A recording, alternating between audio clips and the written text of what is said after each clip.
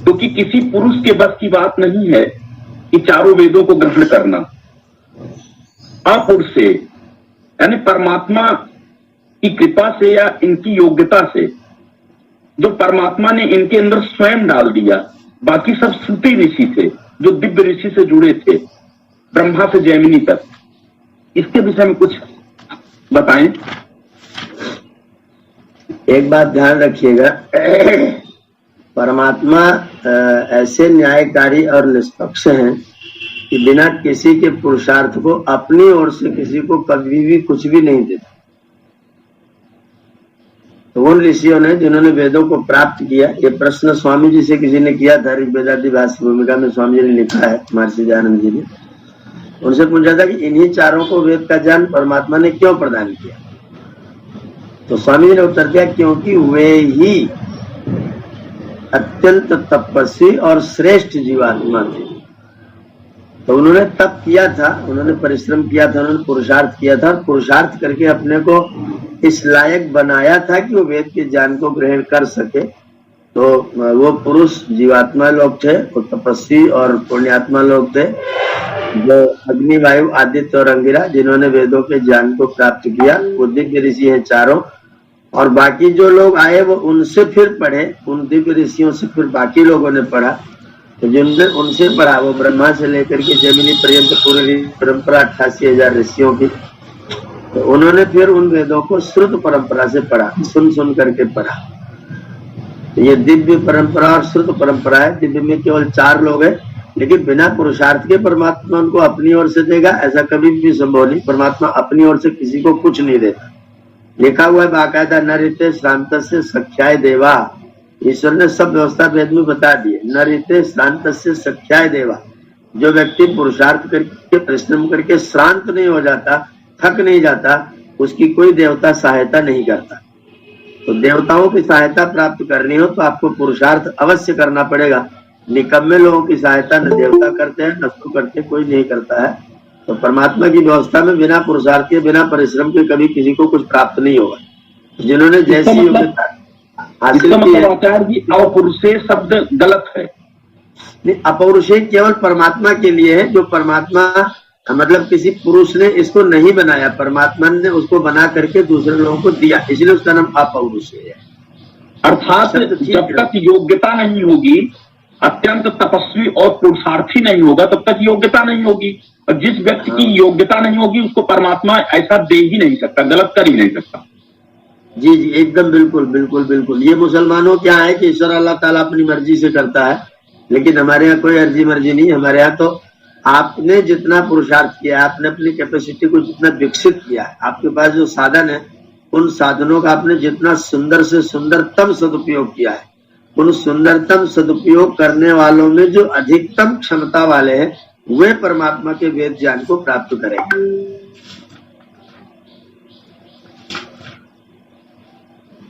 आदरणीय अमित जी, इसमें कुछ आपको कहना है? वेद अपौरुषेय है आचार्य, ऐसा कहा गया है ना? जी जी हाँ, वेद अपौरुषेय है इसलिए क्योंकि किसी पुरुष जीवात्मा ने उनको नहीं बनाया। पौरुषेय शब्द का अर्थ है पुरुष के द्वारा रचा गया, पुरुष के द्वारा बनाया गया। तो किसी पुरुष जीवात्मा ने नहीं बनाया, बल्कि पुरुष विशेष ईश्वर ने प्रदान किया, इसलिए उनका नाम अपौरुषेय ऐसा कहा गया है। तो सृष्टि बनने के साथ ये सारे ऋषि सबसे पहले आते हैं, और तो इनका जो पुरुषार्थ है वो कब का है? पिछला जो पिछली सृष्टि का उनके पास संचित है क्या, ऐसा माना जाए? जी बिल्कुल बिल्कुल बिल्कुल बिल्कुल, पूर्व सृष्टि से संचित है। बल्कि वो मुक्तात्मा थे, मुक्ति के उपरांत तुरंत आए थे, मुक्त हुए हुए मुक्ति समाप्त करके आए थे अपनी पूरी क्षमता के साथ। परमात्मा ने उनको पवित्रता का आधार पर उनको दिया है। जो कल मैं शपथ इनका सुन रहा था, योगी जी का, ये लोग शपथ ले रहे थे कि मैं विधि व्यवस्था द्वारा निर्धारित संविधान का पूरी निष्ठा से पालन करूंगा। और विधि द्वारा जो स्थापित है वो किस विधि द्वारा स्थापित है, मुझे वहां प्रश्न पैदा हो रहा था। क्योंकि विधि का मतलब होता है परमात्मा, ब्रह्मा। तो ये जो हमारा संविधान है तो विधि द्वारा स्थापित नहीं है, विधि आचार्य वो ये उनका संविधान है, उसी को कह रहे हैं वो। विधि द्वारा स्थापित जो संवैधानिक व्यवस्था है, इसका मतलब उस विधि में हमारी न्यायपालिका, कार्यपालिका और विधायिका, इन तीनों तरीके से, तीनों पद्धतियों से मिल करके जो संवैधानिक विधियां अपने भारतवर्ष में बनाई गई है, उनका पालन ये लोग करेंगे। और दुर्भाग्य है कि जो हमारा संविधान बना है वो उसको बनाने वालों के पास में वैदिक दृष्टिकोण नहीं था। उन्होंने 108 देशों के संविधान की नकल तो की, लेकिन उस 108 में 109वां अगर वो हमारी मनुस्मृति और अर्थशास्त्र, कौटिल्य के अर्थशास्त्र को समाहित कर लिए होते तो शायद उस संविधान की स्थिति कुछ दूसरे प्रकार की होती। उन्होंने 108 करके दुनिया भर के देशों के संविधान पढ़े, लेकिन अपने देश के संविधान को समझने की चेष्टा नहीं, इसकी बुद्धि किस तरह की रही होगी, नहीं होगा। वैदिक दर्शन, वैदिक व्यवस्था, वैदिक विचार उन लोगों के अंदर नहीं थे। तो हमारा संविधान निर्मित हुआ है। अब उन्होंने कहा कि हम संविधान को संवैधानिक रूप से हम पालन करेंगे, लेकिन जिस संविधान में ही पूरी तरह से न्यायपूर्ण व्यवस्था ना हो, जिसमें अपराधी को बच निकलने के लिए 70 रास्ते खोले गए हों, उस संविधान को पूरी तरह से पालन करने वाले लोग न्याय को प्रतिष्ठित कर पाएंगे, ये बहुत मुश्किल का कार्य है। न्याय, अगर हम उस न्याय दर्शन के आधार पर न्याय की बात करते या फिर अपने वैदिक सोच के साथ, वैदिक व्यवस्था के साथ, मैं समझता हूँ कि ईश्वरीय व्यवस्था जैसी है, जैसे ईश्वर की व्यवस्था है न्याय करने की, यथा योग्य, जो व्यक्ति जैसा वैदिक व्यवस्था का सर्वश्रेष्ठ तंत्र है यथा योग्य, जो व्यक्ति पूर्ण क्षमता के साथ उसके विकसित होने के लिए जितने संसाधनों की आवश्यकता, जितनी व्यवस्थाओं की आवश्यकता, वो सारी व्यवस्थाएं सरकार की ओर से की जाए और स्वतंत्र रूप से प्रत्येक व्यक्ति को अपने क्षेत्र में पूर्ण विकास करने के लिए उसको जो भी जरूरत है, अगर कोई व्यक्ति खेल खेलना चाहता है तो वो गरीब है कि अमीर है इस बात का बिना ध्यान दिए, बिना कोई इधर उधर व्यवस्था किए, उसके खेल कूद में आगे जाने के लिए किसी प्रकार की कोचिंग की आवश्यकता हो तो हमारे पास में हो। किसी व्यक्ति के अंदर रक्षा की भावना है, सेना में जाने की भावना है, तो उसके लिए सेना में जाने के जितने मापदंड निर्धारित किए जाएं, उन सारे मापदंड को प्राप्त करने के लिए जो भी व्यवस्था सरकार की ओर से हो, कोई व्यक्ति विद्या पढ़ना चाहता है, कोई व्यक्ति कला पढ़ना चाहता है, कोई व्यक्ति विज्ञान पढ़ना चाहता है, साइंस की ओर जाना चाहता है, तो प्रत्येक व्यक्ति की उसकी रुचि और क्षमता के आधार पर उसको विकसित होने का पूरा तंत्र वो सरकार प्रदान करे। और सरकार के प्रदान करने के बाद में जब विद्यार्थी जिस योग्यता वाला हो, जितनी क्षमता वाला हो, उसकी पूर्ण क्षमता का सदुपयोग राष्ट्र हित में सरकार करे, ये वैदिक व्यवस्था है।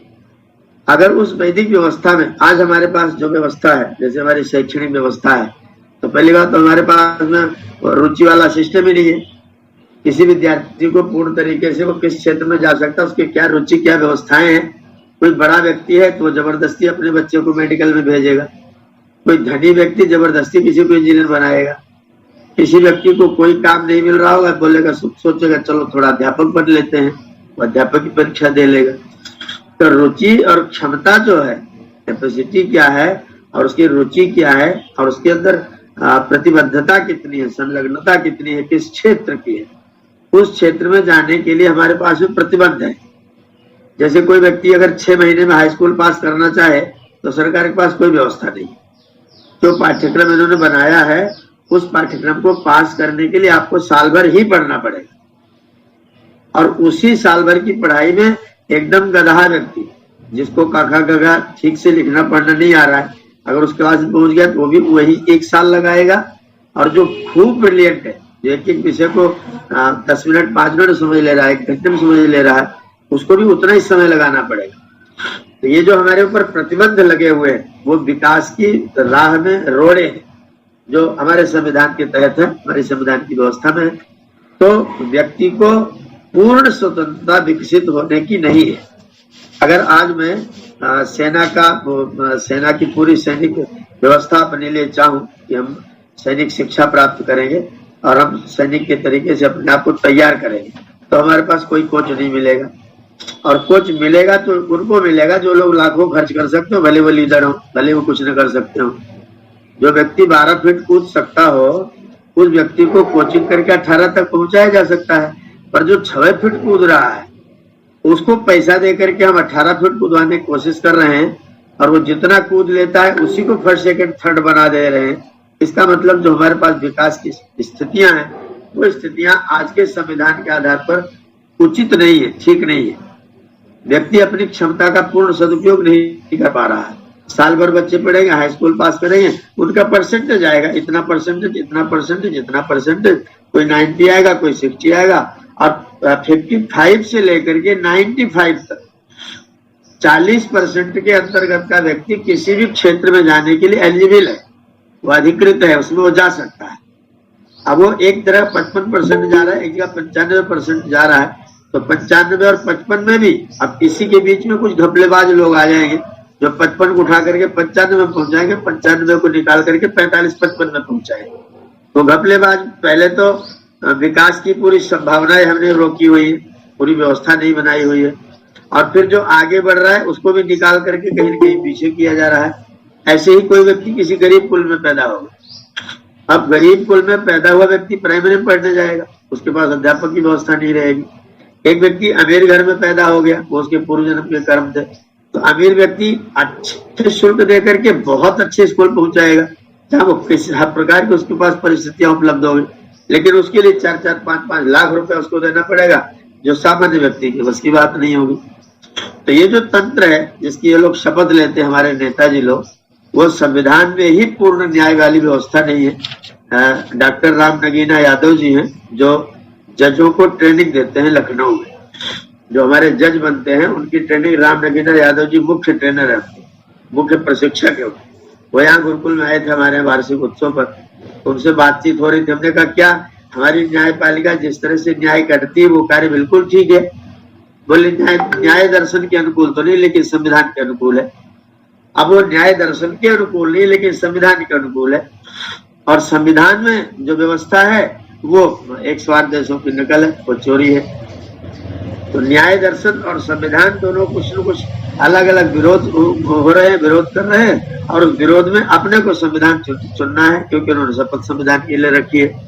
ये जो संविधान की शपथ और उसमें जो न्याय व्यवस्था है उसमें 70 तरीके बना रखे। मर्सी पिटीशन है, फिर उसके बाद में राष्ट्रपति के पास मर्सी पिटीशन होगा।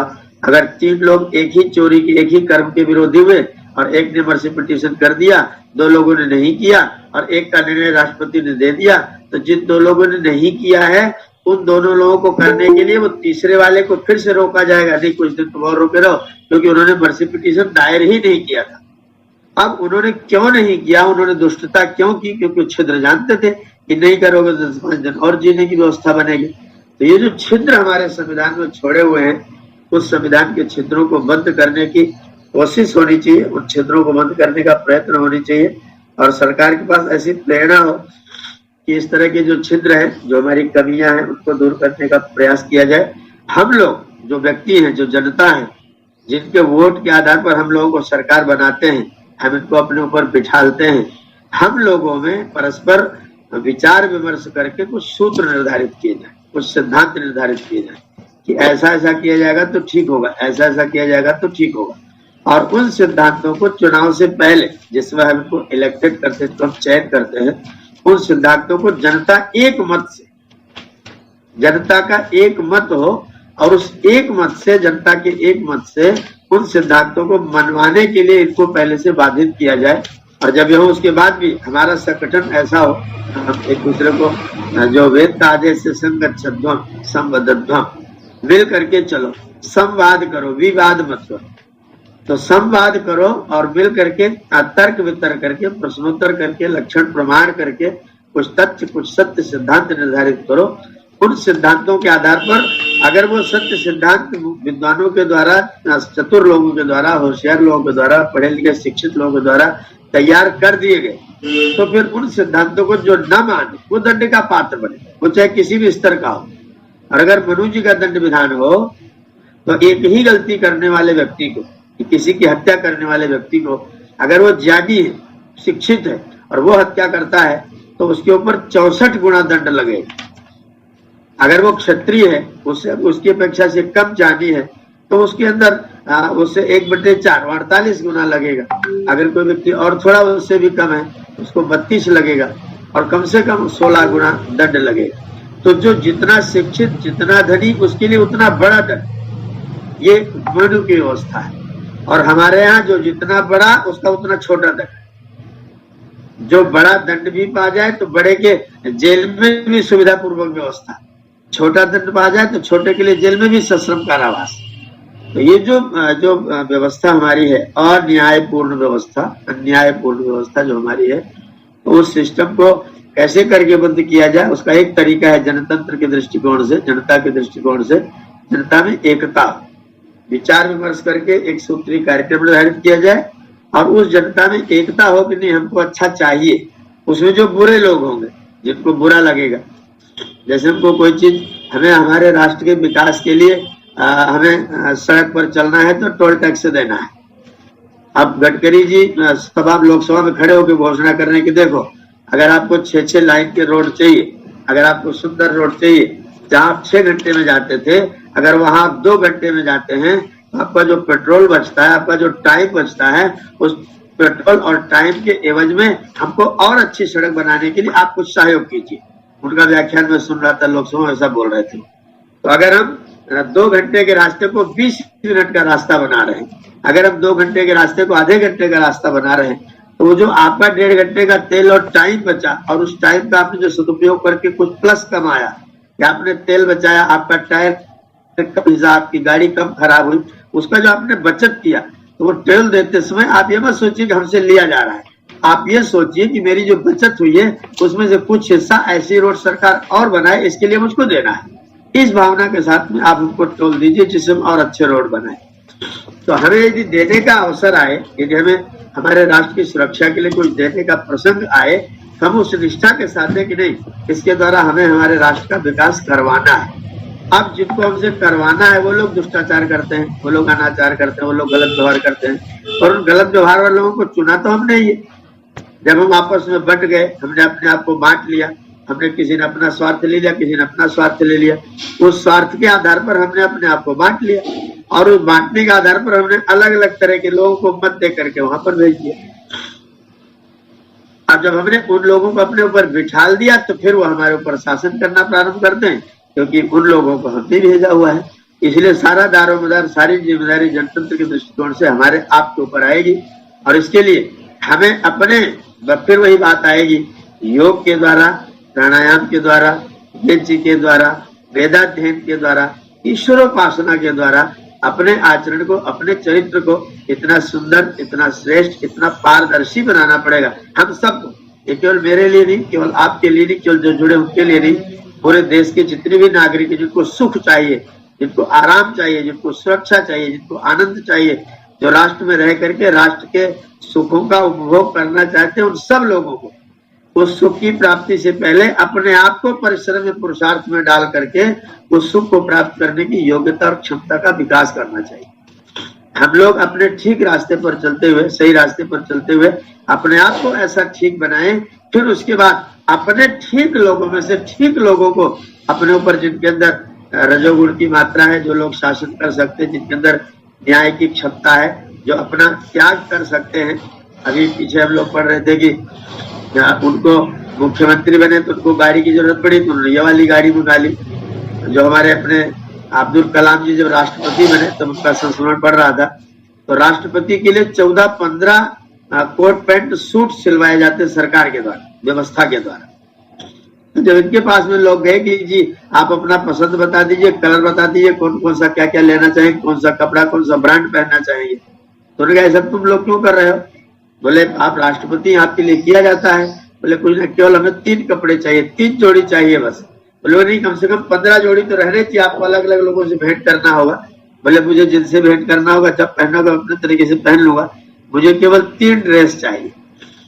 तो उनके लिए ड्रेस हम बना के देंगे। वो जो राष्ट्रपति जी ड्रेस पहन रहे हैं, वो ड्रेस गरीब जनता जो पटरी के नीचे, पटरी किनारे बैठ करके सब्जी बेच रही, अपने खेत से बथुआ तोड़ करके, चने का साग तोड़ करके, जो 10 रुपए पटरी किनारे बैठ के बेच रहा है, उसका भी 1-2 पैसा कहीं न कहीं राष्ट्रपति के उस सूट में गया हुआ है। तो जो राष्ट्रपति बन रहा है, जो मुख्यमंत्री बन रहा है, जो प्रधानमंत्री बन रहा है, उसके अंदर इस तरह का आदर्श हो कि नहीं, ये मेरे साधारण जनता की कमाई का मामला है। पीछे भी आ रहा था, मैं पढ़ रहा था कि मायावती जी ने अपने लिए क्रूजर गाड़ी 1.5 करोड़ की मंगाई, अखिलेश जी ने अपने लिए मर्सिडीज मंगाई। जब योगी जी का नंबर है, जी आपके लिए कौन सी गाड़ी आएगी, तो योगी जी ने कहा कि जो पहली वाली गाड़ी थी उसी गाड़ी की सीट पर मेरा भगवा रंग का तौलिया बांध दो, जिसके ऊपर मैं बैठूंगा तो ये सोचता रहूंगा कि ये जो भगवा तौलिया है ये मेरे देश का रंग है और मैं राष्ट्र की सेवा करने के लिए इस कुर्सी पर, इस गद्दी पर बैठ रहा हूँ। तो उन्होंने कोई गाड़ी नहीं मंगाई, अपनी उसी सीट पर अपना भगवा तौलिया बंधवा लिया और उस पर बैठ करके चल रहे हैं। तो मैं देश की संपदाओं का उपयोग करूं, वे आदर्श लोग हमारे ऊपर शासन करने वाले हों, लेकिन उसके लिए पहले हम तो अपने आदर्श में आ जाए, पहले हम तो अपने आप को राष्ट्र के लिए कुछ समर्पित हो जाए। इसलिए मैं बार बार इस बात पर बल देता हूँ, बार बार इस बात को कहता हूँ कि अहम राष्ट्र अहम भारतम, मैं भारत। ये भाव जब तक जनता के अंदर नहीं आएगा तब तक ये अलगाववाद, ये परिवारवाद, ये वंशवाद, ये प्रांतवाद, ये जातिवाद, ये बीमारियां खत्म होने वाली नहीं है। मैं भारत हूँ, मैं जो कुछ सोचूंगा मेरे देश के लिए सोचूंगा, मेरे भारत के लिए सोचूंगा, और उसके लिए अगर मुझे तपस्या करना पड़े, पुरुषार्थ करना पड़े, श्रम करना पड़े, वो मैं करूंगा। मेरे प्रत्येक कार्य में, अगर मैं एक पौधा भी लगाता हूँ, मैं अपने भारत को हरा भरा कर रहा हूँ। अगर मैं टमाटर, बैंगन, मिर्च, सब्जी का भी पौधा लगा रहा हूँ, तो भी मेरे मन में यह आदर्श उदात्त विचार आपके हृदय में पैदा हो कि मैं अपने राष्ट्र की धरती को हरा भरा कर रहा हूँ। पहले मैं अपने लिए मिर्चा उगा रहा हूँ, मैं ही उसको प्रयोग करूंगा, लेकिन मेरी राष्ट्र की धरती हरी भरी होगी, इसके लिए मैं ये पेड़ पौधा लगा रहा हूँ। अगर मैं सफाई कर रहा हूँ, मेरे राष्ट्र की सफाई कर रहा हूँ। अगर मैं मकान बना रहा हूँ, मेरा राष्ट्र इस मकान को देख करके लोग मानेंगे, हाँ इस राष्ट्र में समृद्ध लोग रहते हैं, मैं इसीलिए अपना बढ़िया मकान बना रहा हूँ। तो हमारे कार्य की क्वालिटी बढ़ जाएगी और मैं अपने राष्ट्र के नाम से जो कार्य करूंगा तो फिर मेरे मन में सदैव राष्ट्रीयता का भाव रहेगा, और जिनके मन में राष्ट्रीयता का भाव आ जाएगा वही लोग आदर्श जीवन जी सकते हैं, वही लोग भगत सिंह, चंद्रशेखर के रास्ते पर चल सकते हैं। जिन लोगों ने अपना बलिदान कर दिया मेरे देश को आजाद कराने के लिए, उन लोगों का जो रास्ता था, आदर्श रास्ता, वो अपना जीवन दे दे रहे हैं। हम अपना थोड़ा सा धन, थोड़ा समय, थोड़ा टाइम, थोड़ा शारीरिक श्रम देने को तैयार नहीं। तो हम सोचें कि मैं भारत हूँ, मैं सरकार ने शपथ ले लिया, सरकार अपना कार्य करेगी और सरकार के ऊपर आपकी एकता का प्रभाव पड़ेगा। अगर 70 सालों से मुसलमानों का तुष्टीकरण हो रहा है तो तुष्टीकरण में नेताओं की ही गलती नहीं है, उसमें मुसलमानों की एकता का गुण भी है। इसी बार के चुनाव में जहां उनकी संख्या ज्यादा थी वहां कोई हिंदू नहीं जीतता, उन्होंने भरसक वोट दिया और अपने प्रत्याशी को जिताया। तो उनकी एकता के कारण से उनका तुष्टीकरण होता है। हमारी एकता न होने के कारण से हमें कोई संतुष्ट नहीं करना चाहता है। तो अगर हम एकता नहीं बनाते हैं, पहले तो अपने जीवन को आदर्श बनाए। पहली बात, जो वेद का आदेश है स्वस्ति पंथाम अनुचरेम, पहले तो स्वस्ति के कल्याण के रास्ते पर तुम चलो, जैसे सूर्य और चंद्रमा चलते हैं वैसे चलो, और जब चल लो तो फिर पुनर्दत्ता घृता जानता संग में वही, फिर जो दानी है, फिर जो क्षत्रिय बन के मानी है, फिर जो ब्राह्मण बन के ज्ञानी है, उन दानी, मानी, ज्ञानी के साथ में संगम भी करो, उनकी एकता भी करो। पहले अपने को आदर्श बनाओ, फिर अच्छे लोगों की एकता करो। अगर तुम्हारी एकता होगी तो जिसको भी तुम गद्दी पर बिठा लोगे वो तुम्हारा ध्यान रखेगा। तो ये सूत्र, अगर हम वैदिक सूत्र पालन करते हैं, स्वस्ति पंथाम अनुचरेम, पहले अपने रास्ते को ठीक बनाइए, पहले अपने चरित्र को ठीक बनाइए। उसका रास्ता भी हम लोग जानते हैं, योगासन, प्राणायाम, स्वाध्याय, ईश्वरोपासना, यज्ञाध्ययन दानानि, लिखा हुआ है यज्ञ अध्ययन दानानि त्रय धर्म से स्कंधा। धर्म के 3 खंभे हैं, यज्ञ करो, अध्ययन करो, दान करो। अगर हम इन कार्यों को, वैदिक परंपरा को अपने जीवन में अपना के अपने जीवन को आदर्श बनाएं और अपने जीवन को आदर्श बनाने के बाद फिर एकता भी करें। आदर्श बना के भी काम नहीं बनेगा, आदर्श बनाने के बाद फिर एकत्व को स्थापित करें, संवाद करके लोगों को एकता करें। और जब एकता करेंगे तो फिर जिनसे हमें काम करवाना है उनके ऊपर दबाव बना करके, बल बना करके श्रेष्ठ चीजों को हम लोग लागू करा सकते हैं। तो ये हम लोगों को तैयारी करनी है, इस तरह का अपना त्योहार बनाना है। आपने बहुत सुंदर सवाल किया कि इसके विषय में हमको क्या करना चाहिए। तो जो वैदिक रास्ता है, मेरा तो एक ही तथ्य मेरा एक ही ध्येय है, जो वैदिक रास्ता, जो भगवान वेद कहते हैं, जो परमात्मा कह रहे हैं, तुम अपने रास्ते को पहले तो सुगम बनाओ, पहले तो अपने जीवन को आदर्श बनाओ, पहले अपने जीवन को पवित्र बनाओ। योगासन, प्राणायाम, ईश्वरोपासना के द्वारा आप अपने शरीर को सुंदर बनाइए, अपने चित्त को सुंदर बनाइए, अपने मन को सुंदर बनाइए। और जब आपका चरित्र आदर्श हो जाए तो फिर आदर्श लोगों से संगठन करिए, और जब संगठन हो जाए तो फिर आप अपने आप को भारत समझिए। मैं भारत हूँ, मेरा राष्ट्र है, मैं ही राष्ट्र हूँ। मेरा भारत, वो सरकार अलग, मैं अलग, वो अलग, ये अलग नहीं, मैं स्वयं भारत हूँ। इसलिए मैं कुछ भी करता हूँ। मैं गाय पालता हूँ तो मैं भारत की रक्षा कर रहा हूँ, भारत की धरती को दूध और दही से नदियां भर दे रहा हूँ। अब कहते जहाँ स्वर्ग होता है वहाँ दूध दही की नदियां बहती है, तो आपके घर में दूध की नदियां बहेगी तो ना भारत स्वर्ग होगा। अगर मैं गाय पालता हूँ तो मैं भारत हूँ, अगर मैं झाड़ू लगाता हूँ तो मैं भारत हूँ, अगर मैं सफाई करता हूँ तो भारत हूँ, अगर मैं कूड़ा करता हूँ तो मैं निश्चित तौर पर भारत नहीं बन पाया हूँ। तो मेरे भाव बिल्कुल राष्ट्रीय हो, मेरा चरित्र बिल्कुल आदर्श हो, और मेरे अंदर संगठन की क्षमता हो। ये तीनों चीजें जब आपके पास में आ जाएंगी तो निश्चित तौर पर हर सरकार हमारे अनुसार कार्य करेगी, हमारे लिए कार्य करेगी। हम ऐसा कर सकते हैं, हम ऐसी अपनी क्षमता का विकास कर सकते हैं। दुर्गेश जी का बहुत बहुत धन्यवाद इस तरह का प्रश्न करने के लिए। अगर इसके विषय में कोई कुछ कहना चाहे, कोई चर्चा करना चाहे तो आप कर सकते हैं। ओम जी आचार्य जी। आचार्य जी, आपने एक बताया विधान, एक बताया संविधान।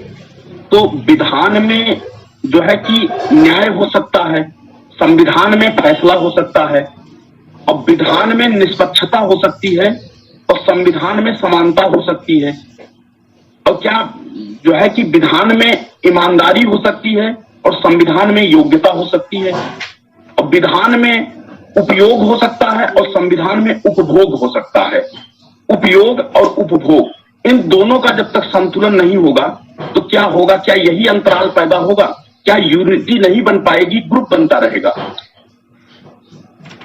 उपभोग नाम की चीज को तो मेरे विचार से अगर हम अपने दोनों रास्ते ठीक करना चाहते हैं, मेरे पास दो रास्ते हैं। पहला रास्ता है अभ्युदय और दूसरा रास्ता है निःश्रेयस, मैंने मोक्ष और जगत में सुख। संसार में शरीर के साथ रहते रहते सुख और शरीर छोड़ने के बाद में मुक्ति। अगर हम इन दोनों रास्तों को अपनाना चाहते हैं, उपभोग शब्द को तो टोटली बंद कर दीजिए, उसको तो बक्से में बंद करके ताला लगा दीजिए। उपयोग शब्द का प्रयोग अपने जीवन में लाइए, उपयोग को जीवन में लाइए। अगर आप उपयोग करें तो आपके दोनों रास्ते सिद्ध होंगे, अभ्युदय भी सिद्ध होगा और निःश्रेयस भी सिद्ध होगा। अगर आपने उपयोग छोड़ करके आपने उपभोग करना प्रारंभ कर दिया तो आपका मोक्ष वाला रास्ता तो बिल्कुल समाप्त हो जाएगा। आप इस संसार वाले रास्ते को प्राप्त कर सकते हैं, उसमें भी संकट रहेगा, उसमें भी कष्ट रहेगा, उसमें भी दुख मिश्रित रहेगा, लेकिन उपभोग के रास्ते पर चलते हुए आप अपने आप को सुख के साधन या सुख बटोर सकते हैं।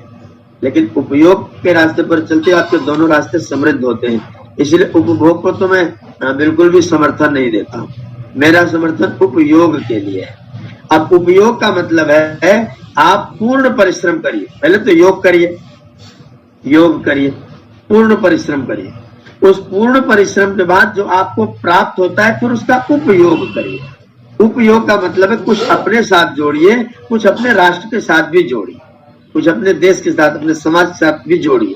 अगर आप अपने समाज, अपने राष्ट्र के साथ भी जोड़ते हैं और अपने लिए भी जोड़ते हैं तो उपयोग हो गए। अगर उपयोग करेंगे तो अभ्युदय भी रहेगा, मोक्ष का रास्ता भी खुला रहेगा। उपभोग करेंगे तो निश्चित तौर पर आपका मोक्ष का रास्ता टोटल बंद होगा, एक रास्ता खुलेगा और उस एक रास्ते में भी कहीं न कहीं बाधाएं, कहीं न कहीं कष्ट आपके लिए प्राप्त होता रहेगा। इसलिए उपभोग को तो बंद करें। आदर्श जीवन जीना चाहते तो उपभोग को तो टोटल बंद करना है, उपयोग करना है। उपयोग करिए और दोनों रास्तों को खुला रहने दीजिए। जी जी, इसका मतलब आचार्य जी जो आप बताते हैं कि विद्या के दो भाग हैं, अपरा विद्या और परा विद्या। क्या अपरा विद्या को अभ्युदय और परा विद्या को निःश्रेयस हम कह सकते हैं? एकदम बिल्कुल बिल्कुल। अपरा विद्या माने अभ्युदय और परा विद्या माने निःश्रेयस। बिल्कुल बिल्कुल एकदम। इन दोनों में जब तक संतुलन नहीं होगा तब तक ऐसी अव्यवस्थाएं होती रहेंगी।